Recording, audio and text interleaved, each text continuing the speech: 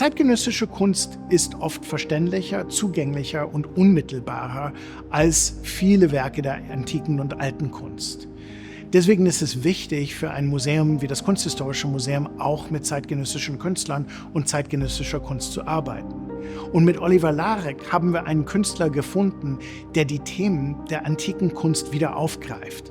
Themen wie Übersetzung, Kopien, Originale, und er greift diese Themen auf und übersetzt sie für die Gegenwart. Ich bin als Kind oft durchgelaufen und bin immer an der vierköpfigen Sphinx hängen geblieben. Das heißt, ich wusste eigentlich, ich muss irgendwas mit der Sphinx machen. Die Sphinx hat sich dann auch als Sujet angeboten für eine breitere Thematik. Die Sphinx steht für mich als eine Opposition zum biologischen Determinismus, zu einer anthropozentrischen Weltsicht. Ich bin vielleicht einem fluiden Verständnis von Identität eher zugeneigt als einem starren, binären Denken. Die Idee von Reinheit für mich ist eine Illusion und ich fühle mich viel wohler, wenn ich mein Leben, meine Identität als etwas Prozesshaftes begreife.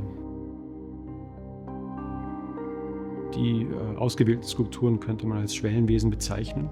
Die befinden sich zeitgleich in verschiedenen Kategorien und sind ähnlich wie die Schwelle an einem Zwischenstadium zwischen Innen und Außen, Vergangenheit und Zukunft, zwischen identitären Positionen.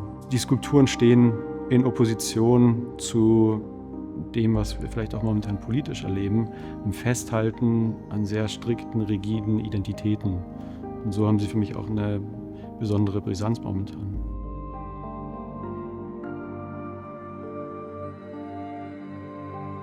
Ich bin in der Antikensammlung und das erlaubt mir aber auch, mit all dem, was hier ist, zu arbeiten, ohne dass ich auf Copyright achten muss. Ich scanne die Objekte, ich digitalisiere die und das ist aber nicht nur für mich, nicht nur damit ich damit was machen kann, sondern sind eben auch als Daten auf 3dscans.com und können runtergeladen werden, können genutzt werden und können als Grundlage für neue Arbeiten dienen.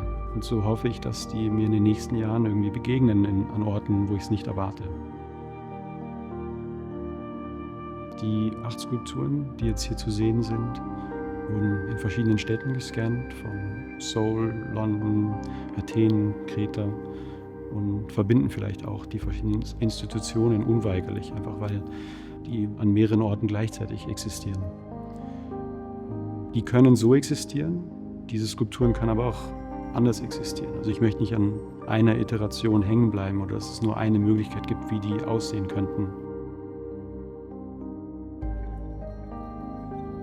Die Materialien sind meistens recht leicht. Ich versuche recht dünne Wände zu bauen. Ich versuche eigentlich keine schwere Marmorskulptur, sondern etwas, was wenige Kilos wiegt, wenig Material nimmt, was wenig Platz nimmt, wo man den Innenteil sehen kann, wo man sehen kann, wie die verbunden werden. Es gibt Limitationen, was den Bauraum von 3D-Druckern betrifft.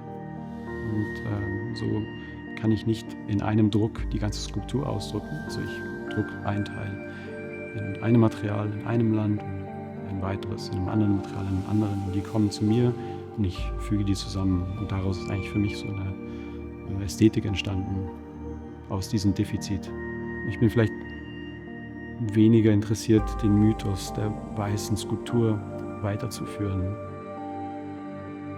Oliver Larek nennt seine Kunstwerke Schwellenwesen. Das sind Wesen, die in dem Zwischenraum existieren, zwischen Gottheiten und Sterblichen, Mann und Frau, Tier und Mensch. Und damit greift er ein Thema auf, was die Menschen seit der Antike, seit dem Anfang der Zivilisation beschäftigt hat. Manchmal haben wir sie als Gottheiten, als was Überirdisches betrachtet, manchmal als Feindbilder.